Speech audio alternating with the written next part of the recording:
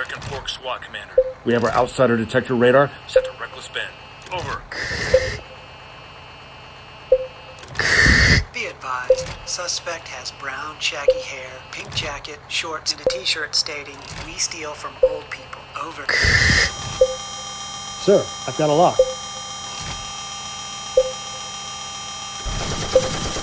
At this time, I need you to hold your fire. Wait, what's the chief saying? Hold your fire. Okay. Brother, do you mind turning up the volume? Holy, it's actual ASMR. Wow. I cannot really hear him. Why is he whispering? Are his parents asleep in the next room? What is this? Holding fire. Ready the SWAT team.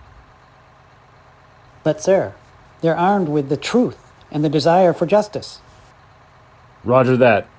Then it's time to deploy the ballistic lawsuits.